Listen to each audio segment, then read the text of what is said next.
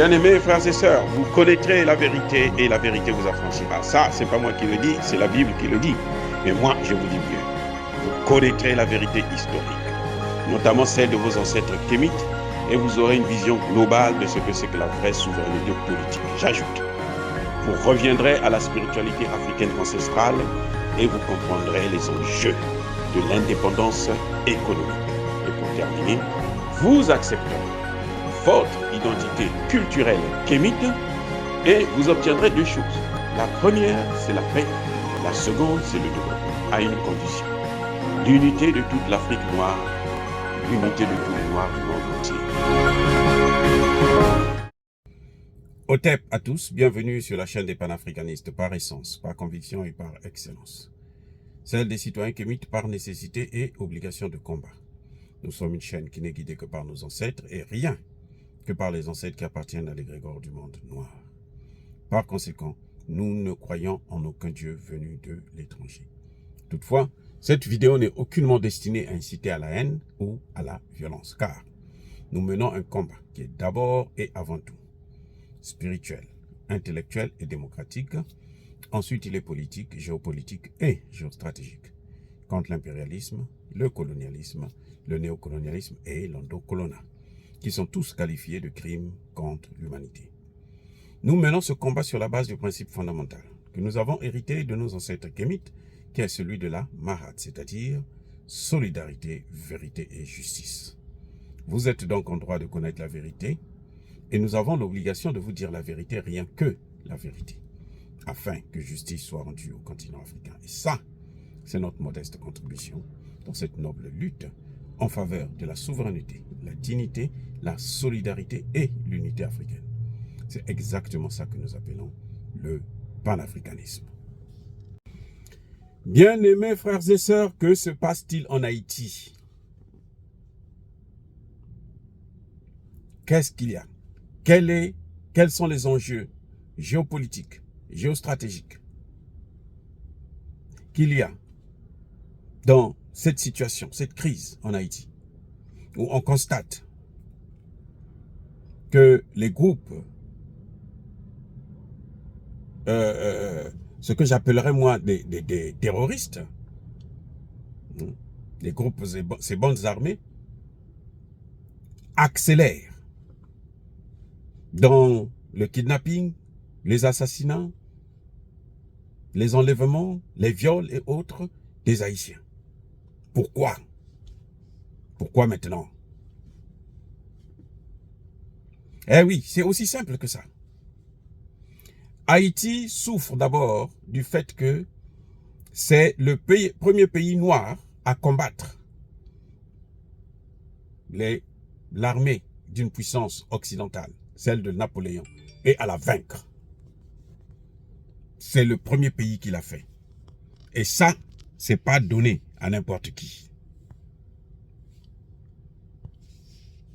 Donc, Haïti souffre pour ça. Parce que quand Haïti arrive à vaincre l'armée de Napoléon, que font les Français? On impose à Haïti une amende qu'elle ne pourra pas payer, que les Américains vont payer en partie et vont imposer une autre dette, la dette sur la dette à Haïti, ce qui a étranglé l'économie d'Haïti. Ça, c'est le premier point essentiel. C'est pour ça que quand Aristide, le président Aristide parle du remboursement de cet argent, de la dette coloniale, eh bien, les Américains, les Français, les Canadiens se lèvent pour le déstabiliser et voilà, on ramène le pays à zéro. Mais pourquoi le président Moïse a été tué? Parce que il se rapprochait de la Russie. Parce que si Haïti a de bonnes relations avec la Russie, eh ben, la Russie devrait être aussi proche des États-Unis, comme les États-Unis sont en train de vouloir l'être vis-à-vis de l'Ukraine. C'est-à-dire se rapprocher de la Russie et puis à n'importe quel moment lui mener la guerre. Et les Américains prennent précaution. Parce qu'ils ne veulent pas le cas de Cuba.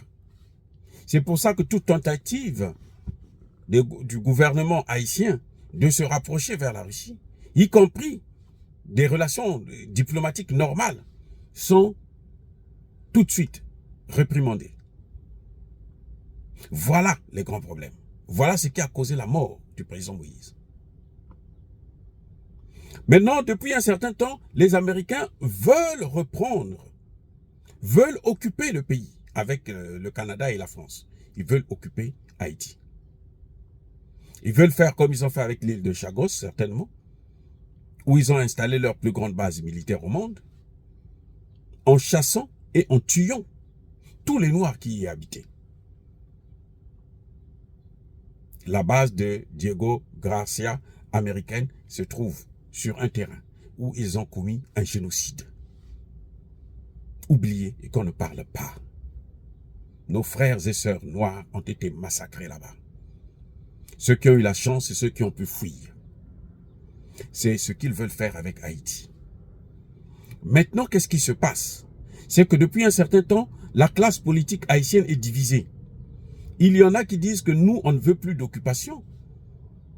Il y a eu plusieurs missions des Nations Unies, plus d'une dizaine de missions des Nations Unies en Haïti, qui ont toujours échoué. Ça donne le chaos que nous voyons aujourd'hui. Donc, aucun homme politique haïtien sérieux ne peut se dire qu'une intervention étrangère devrait régler le problème. Ce sont ces étrangers-là qui ont fait en sorte que Haïti ne puisse pas avoir une armée. Vous avez déjà vu un pays qui n'a pas d'armée, mais qui va protéger les frontières. La police est à bout, la police n'arrive pas parce qu'il n'y a pas d'armée. S'il y avait l'armée, l'armée devrait rentrer en jeu, ça devrait renforcer la police et on devrait venir à bout de ses forces. Mais il n'y a pas que ça. Chaque fois que le gouvernement haïtien commande des armes, puisqu'il les commande malheureusement au Canada, en France ou aux États-Unis, ces armes ne sont jamais arrivées. Et pourtant, ils prennent l'argent. Donc voilà un peu tout ce qui est en train de se passer actuellement dans ces pays.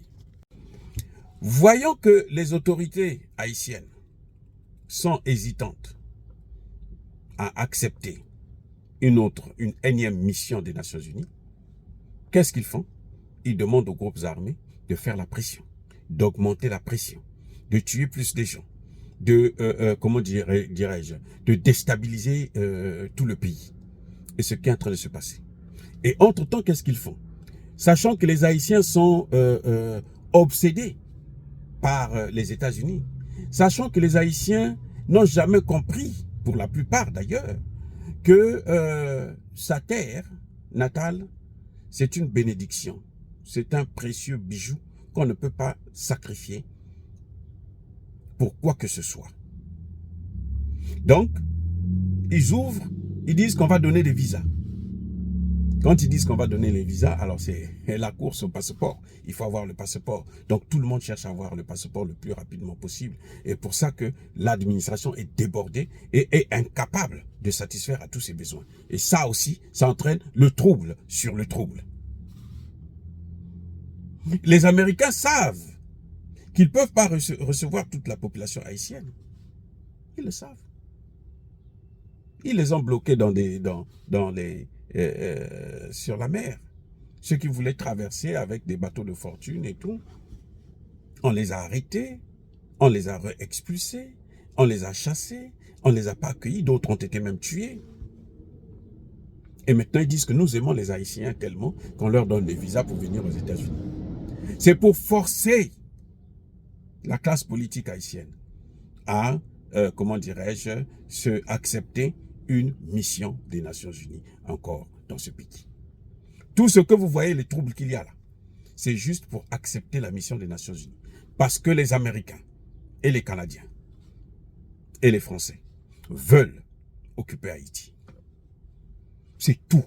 Il n'y a pas un autre problème particulier.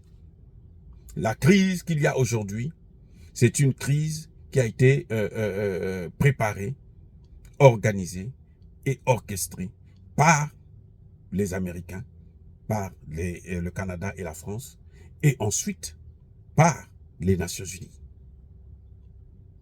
Ce sont eux qui sont responsables de la situation aujourd'hui en Haïti.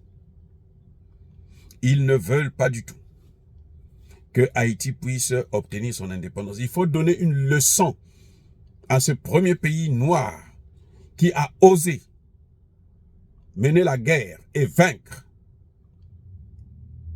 une armée occidentale, qui plus est, la plus grande armée de l'époque. Il faut donner une leçon pour que les Africains comprennent, que les Noirs comprennent qu'ils ont l'obligation de se soumettre, pas l'obligation de faire la guerre ou encore de s'y opposer. Voilà ce qui est en train de se passer. Que les Haïtiens sachent. Oui, vous allez sortir, très bien. Mais Haïti, c'est un don de Dieu qu'on vous a donné, non pas pour le livrer aux autres, aux Américains, aux Canadiens, aux Français ou à qui que ce soit, mais c'est un don de Dieu que vous avez l'obligation de garder et de protéger pour remettre à vos enfants, à vos petits-enfants, aux générations futures. Voilà le message que je tenais à faire passer derrière, à travers cette vidéo. Ce n'est pas les visas, c'est quelques visas qu'on va vous donner qui vont changer quoi que ce soit. Parce que si les Américains aimaient autant les Noirs, ils auraient commencé d'abord par régler le problème des Noirs américains qui souffrent ici, aux États-Unis. Venez vivre aux États-Unis, vous allez voir comment l'homme noir souffre. Comment la femme noire souffre. Comment la famille noire est combattue par tous les moyens afin de la neutraliser, afin de la rayer carrément de l'existence. Les Ukrainiens qui viennent d'arriver là sont mieux lotis que tous les Noirs qui sont sans emploi ici. Dire cela, c'est inciter à la haine ou à la violence. Non. Yaba colère ve, Yamalembe. Encore une fois, soyez bénis par le Dieu de Kémit. Mais que tous ceux qui persécutent le continent africain, tous ceux qui persécutent Haïti, le pillent et le déstabilisent, qu'ils sachent qu'ils seront maudits, punis, foudroyés, neutralisés par le Dieu de Kémit et par nos ancêtres angélisés. Vive Haïti, vive l'Afrique éternelle, j'ai dit et j'assume.